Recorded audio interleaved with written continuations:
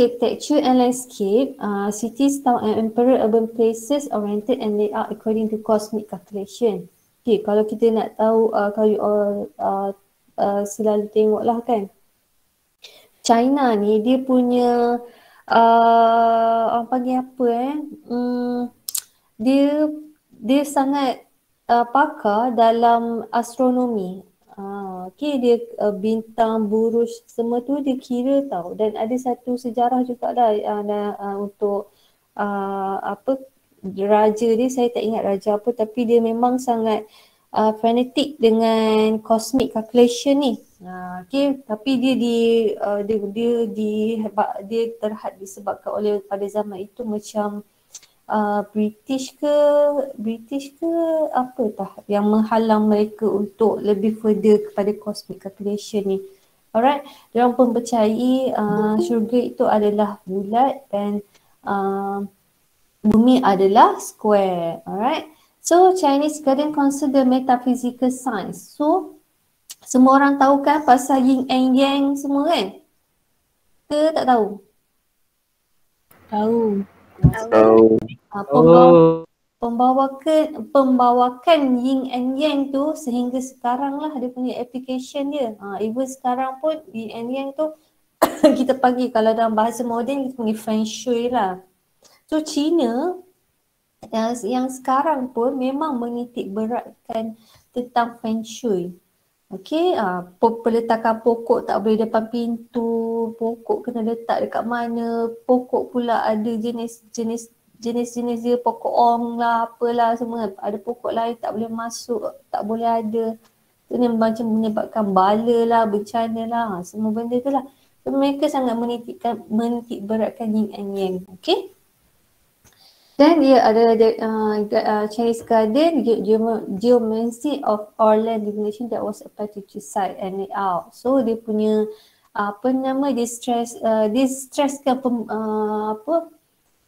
pembuatan rumah tu kena menghadap mana. Kita kalau Islam, kita rumah tu seeloknya rumah tu menghadap kiblat semua kan. Kalau kita nak tahu siapa designer, arkitek untuk rumah tu, kita tengok.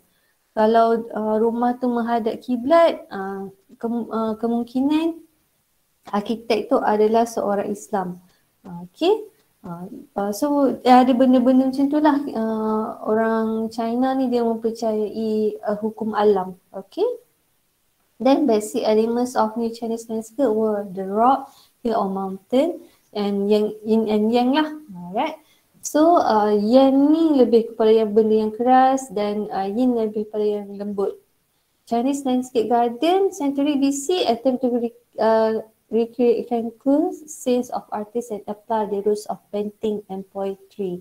So zaman-zaman yang dulu Chinese landscape ni memang dia bahasa-bahasa sastera dia lah, poetry and painting. So dia orang memang banyaknya painting and poetry pada zaman dulu.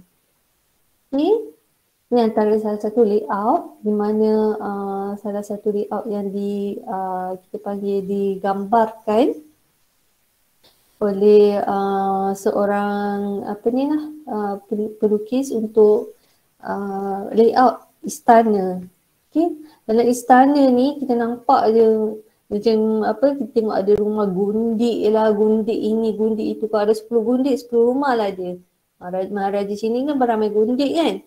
So dia adalah rumah-rumah untuk gundik. Setiap rumah gundik ada taman dia sendiri. So ada tempat mahkamah dia orang, mana dia orang court semualah, dan tempat maharaja di mana berada. Semua dia ada layout dia. Dan dia punya pergerakan masuk tu dia ada banyak pintu. Dia ada pintu masuk dan pintu keluar. Okey. Ini salah satu salah satu gambaran juga di mana layout, basic layout lah untuk istana di zaman dinasti Cina. Ada sama je macam dekat dalam cerita-cerita Cina dulu yang kita tengok tu kan. Cuma ni masa dalam TV tu kita tak ada nak nampak keseluruhan. Dia ada keseluruhan dia. Okey. Kalau dia ada puteri dia pun ada satu rumah. Semualah. That's why Maharaja Cina ni dia punya tanah ni sangat besar. Okay. Ini salah satu juga dia punya layout di mana dia ada rumah-rumah gundik, dia punya rumah Maharaja Cina, mana dia punya tempat apa orang panggil, tempat-tempat yang orang tolong, yang pembantu-pembantu semua ni ada berada di sini. Okay. Right, all perceived form are thought to be form of cosmic space forced with a certain characteristic combining yin and yang. Ini saya cakap tadi lah. Orang Cina ni dia memang sangat percayakan yin and yang. Right? Air lah, semua air, tanah semualah. They are under certain spirit, sometimes human and often animals such as tortoise or spirit of dragon. Dia orang mempercayai alah, kalau you all tengok Kung Fu Panda pun tengoklah kan, dragon and tortoise dia kan. Salah satu apa ni semangat untuk yang panggil yin and yang lah. Alright. Okay, garden are planned for every mood and occasion, daylight and moonlight, all year around, for mist, rain or clear skies. So that's why kalau kita tengok layout ni, dia memang sangat open space. Okay, tapi dia ada boundaries. Walaupun dia besar dan lapang, tapi dia ada boundaries. Maksudnya dia masih lagi ada boundaries untuk kawasan ini untuk apa, kawasan ini untuk apa, petak-petak ni. Alright, dia memang berstruktur sikit supaya ada boundaries tu. Okay. Then synonyms for essential for garden were for meditation, conversation and poetry reading are fragrant with trees, flower and shrub. So maksudnya di kawasan-kawasan orang yang buat meditasi tu lebih kepada macam bukan yoga, macam orang panggil apa, betapa untuk orang bersembang. So meditation ni dia tak boleh combine dengan conversation punya tempat, sebab mediation dia perlukan kawasan yang terlalu privacy. Kalau conversation dia adalah kawasan yang agak bising, dan tapi dia masih lagi di design tu masih lagi dalam kita panggil privacy and semi-privacy. Okay. You all pun belajar kan part tu kan, privacy and semi-privacy. Ingat lagi tak? Ingat. Ya ke ingat? Okay. Dan diorang masa zaman Maharaja ni, diorang banyak menggunakan raja-raja banyaknya pandai poetry and painting. Okay, diorang memang sangat, kalau yang melukis ni hanya orang bangsawan saja yang boleh melukis. Okay. Alright, then ni adalah salah satu garden of Yuan Mingyuan. Dia dah tak ada dah, dia punya tapak, cumanya ni adalah gambaran di mana dia adalah garden of perfect brightness. Okay. History dia adalah dia di masa zaman Great Yuan the Great Yuan Mingyuan, Garden of Perfect Brightness. Tapi dia dah kalau you all ada tengok cerita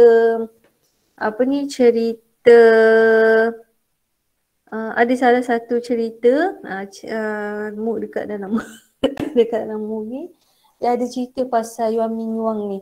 Alright, dia dibakar sebab apa? Kalau tak silap, pemberontakan kalau tak silap. Okay, built by 6th generation of King Emperor, the Maharaja King. The garden spanned a 350 hectare with a fair land of hill, ponds, lake, nation state and places. Alright. So kalau 6 generasi ni dikirakan sebagai banyak dekad dan mungkin banyak abad lah. Yuan Mingyuan consists of 3 garden, Yuan Mingyuan, Changchunyuan dengan Chichunyuan. So kita masuk ke setiap garden-garden ni. Alright. So the cover kawasan kepunyaan Yuan Mingyuan ni adalah 350 hektar. Bayangkan ni 1 hektar pun dah besar. Ni 350 hektar. Okay. Ini dia punya boundaries lah. Dia ni kesemua ni adalah 350 hektar. Kemudian dia dibahagikan kepada 3 itulah. Alright, your minimum before it destruct and referred as the Garden of Gardens is a combination of garden of different style, Chinese and Western. Alright, zaman ni kan dia sama-sama naik sebab China ni dia perdagangan, China ni dia pedagang yang agak tersohor jugalah kan di seluruh dunia. So mungkin dia membawa adaptasi daripada Western juga di dalam mereka punya taman. Ini gambaran di mana dia punya apa nama 3 istana, 3 taman tadi. Ini adalah tapak asalnya. Tengok dia berdekatan dengan kilang lagi. Alright. So tapak masih ada, cuma dah banyak dah runtuh lah. Ada beberapa yang masih lagi reserve. Okay. Yang antara dia punya taman lah. Di lakaran saja. Alright. So secara conclusion dia, design of Chinese garden present a total appreciation of painting, calligraphy, poetry, philosophy, botany and knowledge of feng shui. Alright. So dan botani ni dari macam tadi tu lah, fragrant trees, fragrant shrub, everything lah. Alright. Dan calligraphy lebih kepada penulisan semua. So dia memerlukan bila kita bila maharaja nak memerlukan kawasan untuk membaca, dia punya garden dia macam mana? Open space kan selalunya kan, dekat beranda semua tu lah. So conclusionnya, the sitting of object that hall, water and rockery, di mana adanya yin and yang, elemen lembut dan elemen hard landscape and soft landscape. Then arrange in enclosure space and establish a ground plan of the wall area of the garden. Maksudnya dia ada boundaries lah, boundaries yang dibuat daripada wall lah. Okay, so that tak boleh orang sesuka hati untuk masuk sesuatu kawasan itu. Okay. They are organized with the pathway route throughout the garden. Maksudnya dalam setiap garden tu ataupun daripada satu kawasan ke satu kawasan yang lain ni, okay, dia mesti ada laluannya. Dia tak boleh masuk sini keluar sini. Dia ada laluan dia. So kalau masuk kena keluar dekat tempat lain. Dia punya layout dia. Okay, ini tak pasti untuk apa, tapi itu adalah salah satu pathway route lah. Okay, yang mana mungkin senang untuk tahu siapa masuk siapa keluar kot. Right. The design of Chinese garden represent a total expression of painting, calligraphy, poetry, philosophy and botany and knowledge of feng shui. Because of numerous landmass, the Chinese outlook of landscape was extrovert and in-breath. Maksudnya landscape tu yang macam saya cakap tadi, dia punya taman tu adalah jenis yang open. Alright, dia memang sangat open. Even dia masa meditation pun dia open. Dia tak berada di dalam building lah. Dan dia di dalam satu kawasan yang sangat luas. Dia bukannya kecil. Dia terbuka dan sangat luas untuk satu-satu kawasan. Okay. So dalam masa yang sama juga, Jepun juga mengamalkan, ada juga dia punya garden landscape dia. Alright. Dia lebih kepada house and garden, di mana rumah dan garden itu dia adalah disatukan. Okay. Sebab yang untuk China ni, dia ada taman dan rumah dia taman lain ni pula. Jadi yang Jepun ni dia disatukan antara rumah dan garden dia. Objective was to live and move in the abstraction of painting as well as the contemplation of it. Okay, beginning ni adalah daripada influence daripada China. Then it use of natural material and symmetry in monument, group and town planning. Cumanya Jepun ni dia macam dia ada dia punya orang panggil kepercayaan, ada kepercayaan Shinto. Okay, Shinto ni dia tengok the God of Heaven lah, dia punya Shinto ni, dia punya fahaman dia, right? So dia adalah introduction of the natural environment, water, rocks and trees. Okay, followed by the hills, island and bridge. Maksudnya dia macam replication tau, replicate tau. Contoh macam, okay, kalau taman Jepun ni, okay, dia adalah macam, okay, batu ni simbol dia adalah sebagai mountain ataupun hill. Okay. Yang pasir-pasir ni, nampak tak saya punya arrow ni? Saya tak nampak. Nampak. Nampak eh? Okay. Dekat kawasan yang batu-batu kecil-kecil ni, dia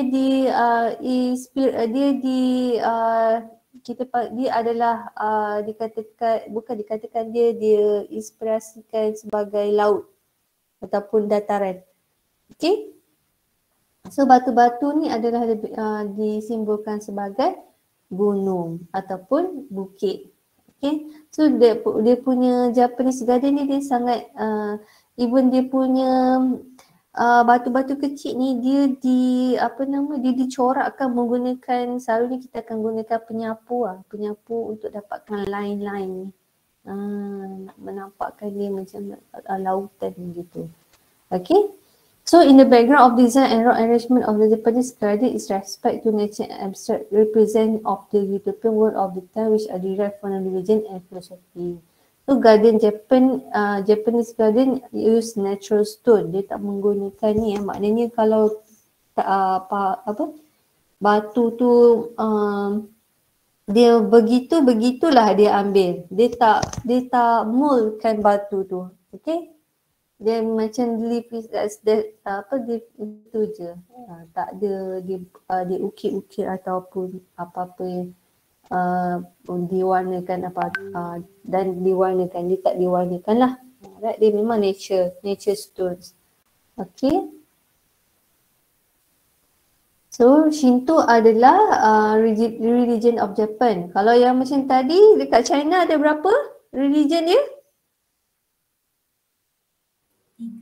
3. Okay.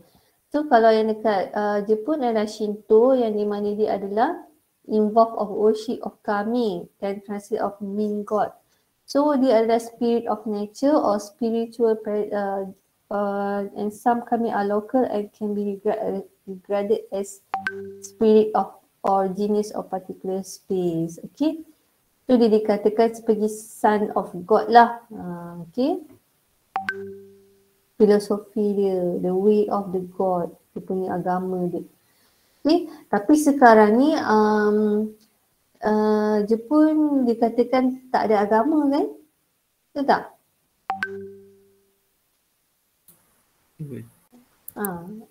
Jepun dia tak ada agama sebenarnya. Sekarang ni lah yang zaman moden ni. Zaman dulu adalah iaitu Zen Buddhism, right? Shinto tadi adalah dia punya god lah. Itu yang culture yang ada di religion and culture di zaman Jepun adalah Zen Buddhism, di mana dia adalah combination of Shinto and Buddhism. Okay. So Shinto and Buddhism ni is a culture influence that moral code of behavior and practice in garden design. Alright. So inilah dia punya kepercayaan dia. Okay. Shinto influence garden activity for mediation, conversation, reading poetry, passive activity. Sama juga macam dekat China. Okay. Then all arrival of Buddhism was easily accepted due to the similarities of Shinto. Sebab Shinto ni kan lebih kepada natural punya element. So dia punya dia senang diterima lah oleh orang Jepun untuk Buddhism ni. Okay. Culture dia, garden and its arrangement portray Japanese moral code and behavior. Alright, reflect in circular garden, passive activity and circular stool, active activity. So Japan ni dia ada 2 activity, iaitu passive dan active. Salah satu passive activity adalah meditation lah. Right? Conversation ni lebih kepada and reading ni lebih kepada active activity yang mengeluarkan bunyi. Okay? So ni adalah salah satu most garden of Shaihoji Temple dekat Kyoto. Masih lagi ada tapi dia macam tak di-preserve sikit lah. Okay. Dia di Kyoto, popular known as Kokedara Most Temple. So dia merupakan garden yang asalnya adalah temple lah. Okay. Kemudian dia dibawa masuk, dia evoked by the Western Paradise of Amida. Okay, temple was converted to Zen Buddhism by Musoseki. Alright. So daripada temple tu ada dia punya garden lah. Ini antara dia punya layout di mana dia adalah structure no longer exist but dia digambarkan seperti inilah dia punya layout dia, most garden ni. Okay, garden ni masih ada lagi, salah satunya yang masih ada. Okay, tapi dia tak berapa nak terjaga sangat. Ni antara dia punya tempat lah, Saijo tu. Alright, garden can be predominant by introvert or extrovert, and extrovert is one which is open to a view, and introvert is a private secret garden. Okay, ni you all boleh implement dekat dalam design lah sebenarnya. Japanese garden ni, extrovert ni open to view, introvert is private. Okay. A secret flower garden can lead to a walk which become increasing shady, increasing introvert. So maksudnya the narrow the path, the denser the shade, the dense lagi kawasan itu semakin private. Alright. Ataupun introvert area. Okay. So dia ada statue of fountain in a small sunlight bay will be a worthy destination. So semakin itulah. Dia ada introvert dengan extrovert. Introvert semakin kecil jalan, semakin banyak pokok dan semakin privacy. Okay. Dan nombor 2 adalah Katsura Imperial Place di mana dia di Kyoto. Built by Edo period as a resident of Prince Hachijo Onomiya. Okay, the garden of the south of the village is straw garden and also a boating garden. A pond lush to accommodate a modest vessel. Okay, kita tengok dia punya ni, dia Katsura Imperial Place. Okay, dia di mana ni? Dia Katsura ni adalah dia sama macam China tadi, dia ada laluan dia tau. Maksudnya dia dekat Katsura ni dia adalah clockwise direction. Maksudnya dia dekat sebelah kanan dia mesti adalah keeping on the pond on one's right. Okay, maksudnya dia laluannya tu adalah memang satu hala sahaja. Right, dia punya direction dia clockwise. Okay, dia punya pond dia masih belah kanan. Alright, one of the first view of garden is looking to the south forward the largest of Katsura Park tea house. Okay, ni adalah tea house dia. Nama dia Shokinlei. Okay. Foreground of the view is a rocky shore. Alright. Sebab dia adalah adaptasi daripada, nanti kita tengok dia adaptasi daripada shoreline daripada di Jepun yang popular lah. Nanti kita tengok. Okay. Right, then dia adalah foreground of the view is rocky shore, careful chosen pebbles, similar to the famous stone beach of the garden of Shinto Goshu. Alright. Ini dia punya sebelah tepi dia. A few of Mona Shashidat Mano Hashidate looking north from a position. Okay. Dan ada Shokinte. Ini ada Shokinte tu. Ini adalah yang depan Shokinte tu. Right. The next image is the panoramic view. Okay. Ini adalah inspirasi yang ini daripada ini, daripada long narrow pine cover sandbar located in Miyazubi.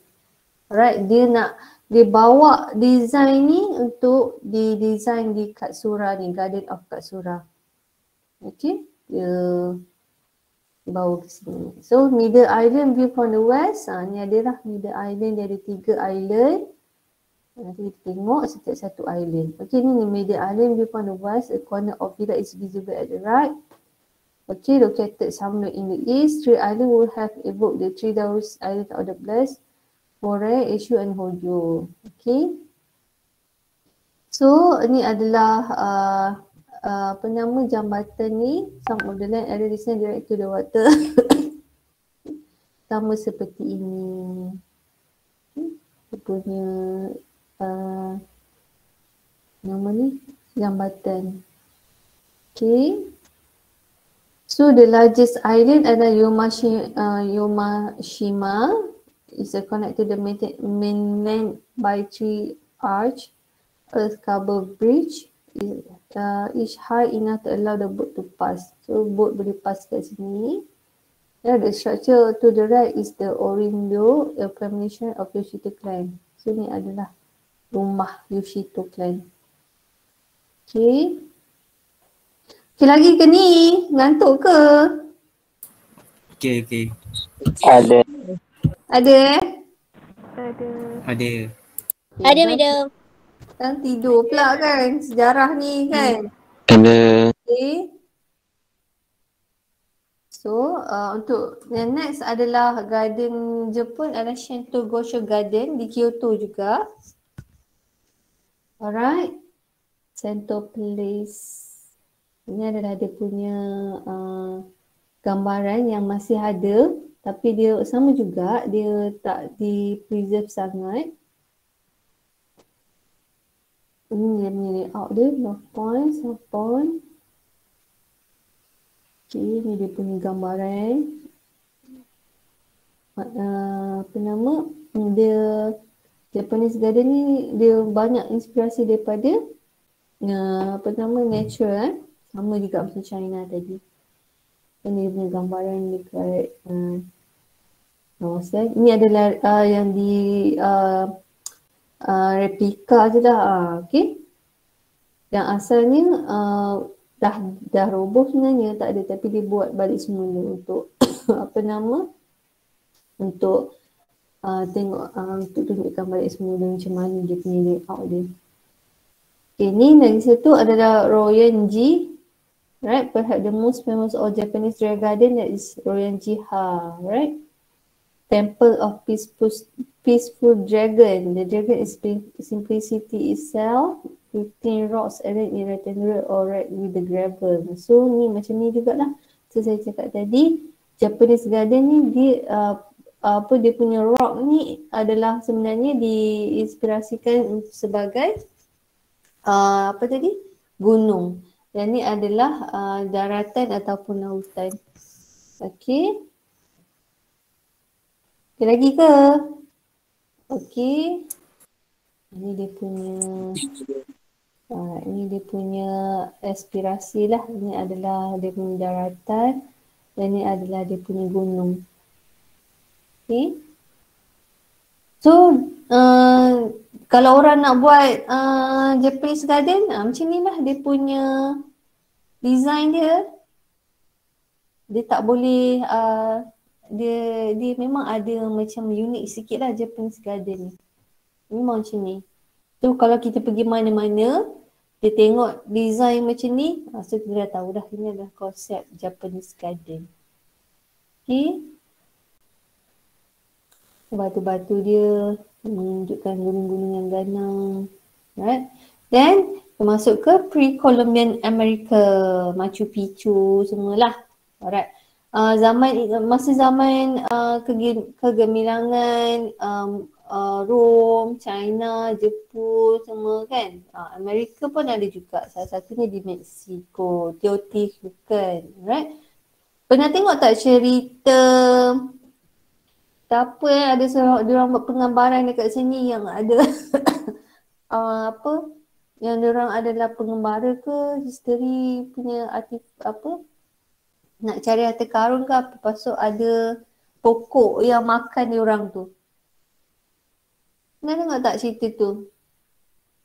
Macam tak ni. Macam tak Okay, dia ada buat penggambaran lah kat sini.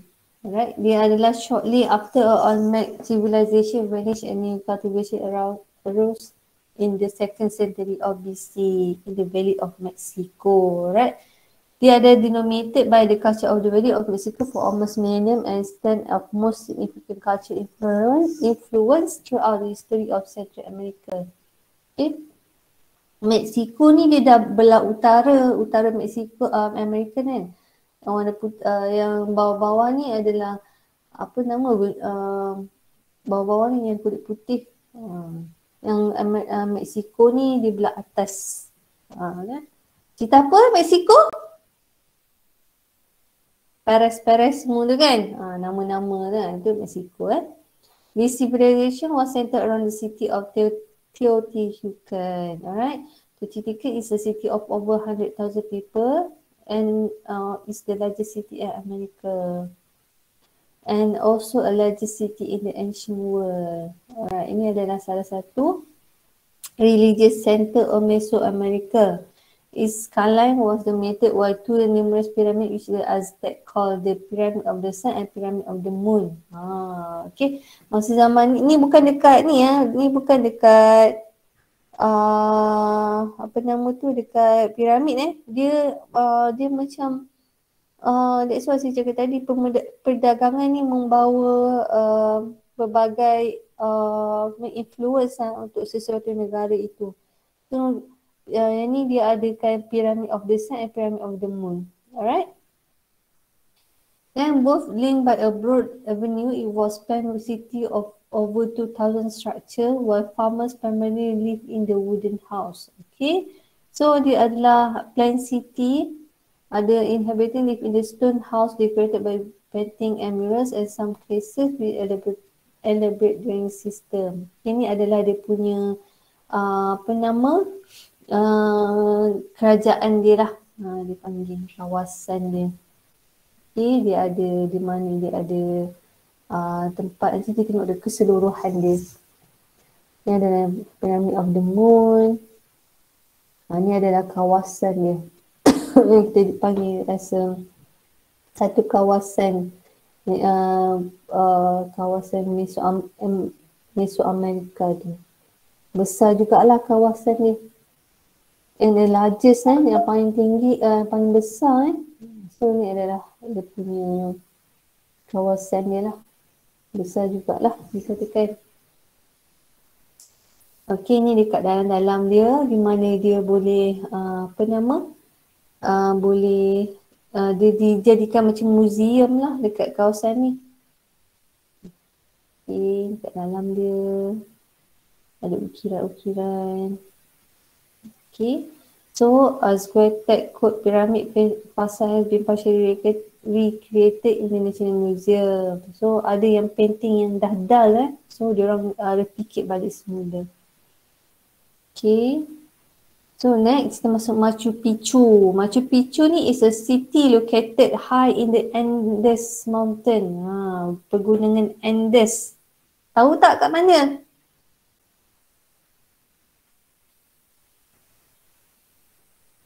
No. Mana semua orang ni? Yang ada. Aduh, ngantuk ke? So, Machu Picchu ni salah satu city located in the height of Andes Mountain in modern Peru. It lies on 43 miles northwest of Cuzco. Susah nak ni. So Machu Picchu ni salah satu tempat bersejarah jugalah Alright. So dia ada dia sebab dia punya design tu berada di orang panggil di tepi ni lah pegunungan. Right. Tu agak amazing jugalah dia punya tu. Dia punya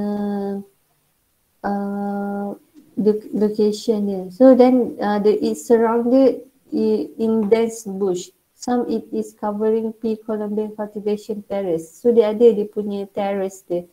Sehingga sekarang dia punya okay, dia punya location of Machu Picchu ni.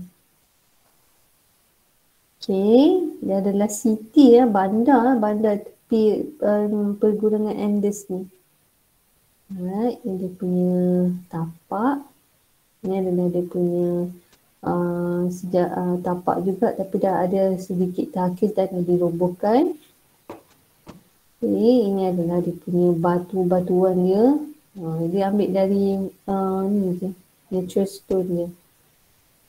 Okay, macam dia punya penempatan ni banyak yang dah roboh ni. Okay, ni dah ada terrace. Okay, then kita masuk kepada world religion, Jesus of Nazareth, Crucifixion of Jesus. Ini adalah terkemudian agama yang terkemudian di mana ada Christian Bible, also called by Jews kan. Alright, ni adalah Jews ni adalah zaman-zaman Yahudi semua tu lah. Alright. Dia dekat sini Alright. So sorry. Saya tengok.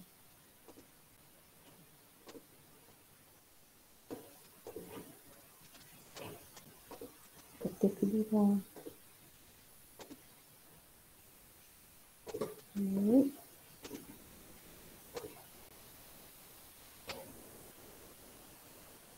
So ni adalah di mana middle age lah. Middle age di mana selepas adanya Buddhism semua tu ada juga orang panggil agama yang Christianity lah.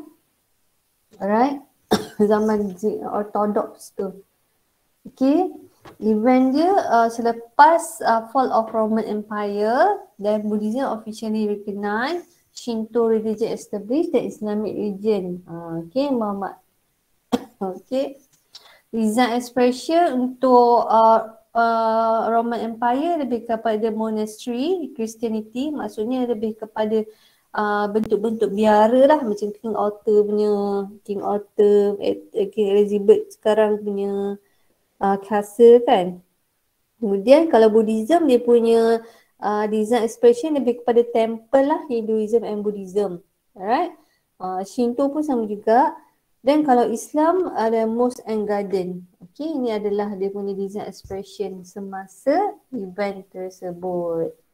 So monastery as Christianity dia lebih kepada biara lah. Dia ada kubah ni semua kan, macam Christian punya church. Right. Dia adalah untuk monastery design, dia punya background dia ada medieval and particularly in Renaissance. Okay, semua tahu kan zaman Renaissance macam mana kan? So influenced by writing and ancient Greeks and Roman. Dia ada orchard di mana garden or place with pastry, usually fruits. Ini kita tengok zaman dulu. Sebelum nak masuk dia punya place tu atau rumah dia tu, dia punya orang panggil monastery tu depan tu mesti ada orang panggil space untuk fruits lah, kebun dulu. Alright. Then herb gardens or pleasure garden. Hortus conclusus ada garden enclosed, usually most religious. Alright.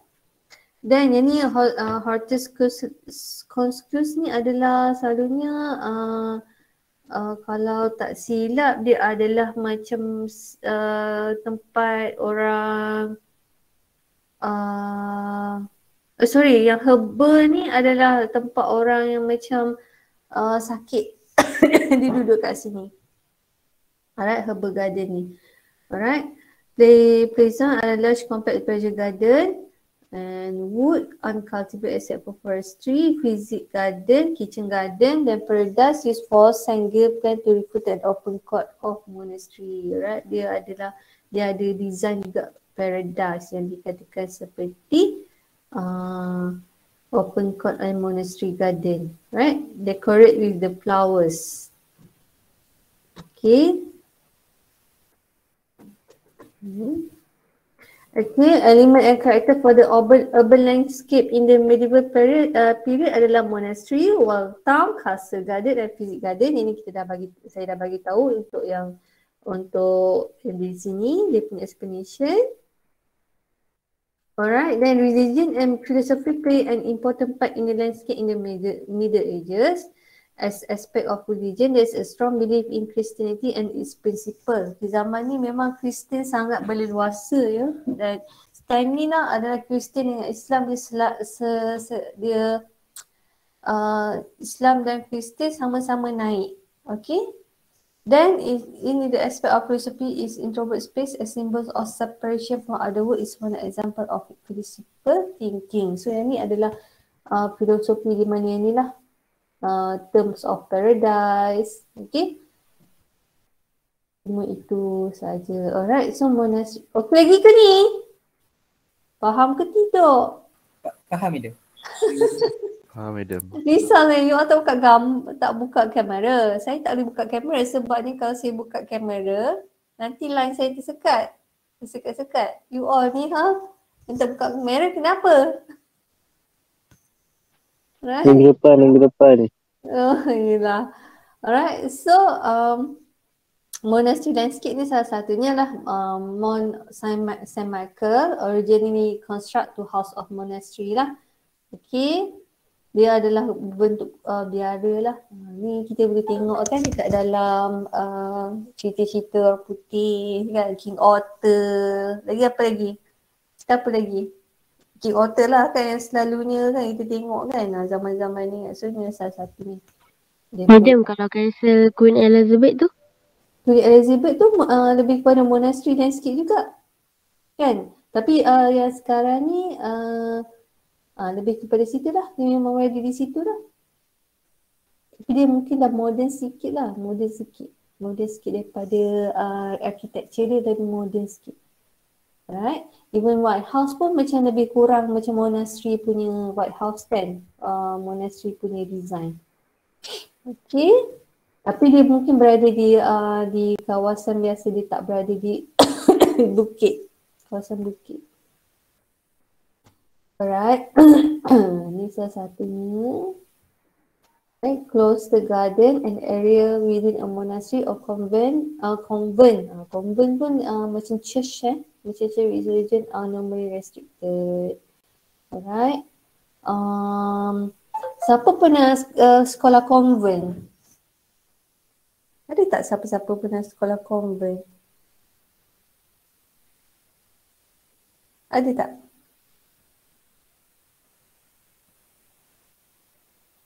Tak ada. Tak ada apa nama? Dia punya kalau you all yang pernah sekolah convent saya salah seorangnya, dia memang dia punya dia sekolah convent tu sebelum tu adalah orang panggil gereja lah. Alright. So dia convert kepada sekolah. So layout dia memang macam ni. Dia memang petak ni adalah orang panggil dia punya gereja tu, dia ada benda ni. Alright. So dia adalah area within monastery. Okay, salah satunya lah dia ada open space di sini macam courtyard. Kemudian dia ada macam kelas lah, bukan kelas lah, dia macam gereja di sini. Right. So Wall Town and Castle ni Canterbury, UK. Salah satu ni lah, masih lagi ada. Okay, ni adalah batu-batuan dia macam mana. Alright, ini ada Pen of Saint Gill Monastery Compile Circle. Ini adalah dia punya gambarannya. Alright, the monastery include one of the first represent medieval garden. This have been marked at X, Y and Z. X, Y and Z. Mana tadi? Z ni. Ini nombor 2. X, Y and Z. Mana tadi Z? Alamak saya terbilik lah tadi. Alright, tak apa. So dia adalah monastery garden, medieval gardens, okay. X is a vegetable gardens, Y represent the orchard and tombs. Tombs, right? Di tombs ni adalah apa ni orang panggil kubur. Kubur. Yes, kubur. Alright. So, and following trees are mark, apple, pear, mulberry. Macam saya cakap tadi, dia orang memang ada kebun-kebun, selalunya kebun buah lah di kawasan penempatan ni. Alright. Z represent the physic garden, the flowering part in raised bed, kidney bean, savory, rose and ni. Ini adalah lebih kepada herbs. Okay. Alright. So dia ada juga, yang castle yang kategori monastery tu memang kena ada 3 garden tu Ya, betul. Ini. Ni. Mana tadi? Ni. Oh, okay. Alright. Okay. Dia ada 3 elemen ni dalam monastery. Okay. Right, introvert gardens adalah one of the primary characteristics of medieval garden that was large or small and always enclosed. Alright, kenapa? Sebabnya dia are familiar garden of medical herb, consisted of orchard, of facing and praying and perhaps herbal. So dia adalah kawasan di mana introvert garden ni kebanyakannya adalah kawasan yang untuk terapi, tempat yang untuk tempat orang panggil ubat nak merawat, semua adalah di dalam introvert gardens. Okay, so dekat situ dia ada medical herb, cloister, orchard, or place in praying. Alright, so itu adalah introvert garden salah satunya. Kenapa dia buat introvert? Sebab salah satunya adalah untuk meditation, salah satunya untuk rawatan, untuk terapi, semualah. Okay. Then while there is a clear distinction between the garden of pleasure and an utilitarian garden, orchard, clear that some part of some gardens are intended primarily to be a delight to be sense and other products. Alright, so ni adalah tak ada apa-apa sangat. So dia menceritakan dekat dalam tu ada kitchen garden, kat dalam tu ada pleasure garden yang contain food and medical plants. So ni adalah salah satu di mana medieval garden tu, maknanya apa yang berada di dalam medieval garden tu itulah yang digunakan pakai untuk aktiviti seharian. Alright. So dia tak gunakan, that's why dia punya kawasan tu sangat besar, sangat luas, dia extrovert dan ada juga introvert untuk kawasan privacy. So benda tu adalah sangat dia macam dia dikata yang dikatakan great estate. Maksudnya kawasan sangat besar yang ada kebun semualah, banyak semualah. Okey, itu adalah salah satu Europe punya orang panggil monastery garden punya elemen. Okay. Okay ke semua? Even sekarang ni pun saya rasa sama juga. Even sekarang tu masih lagi juga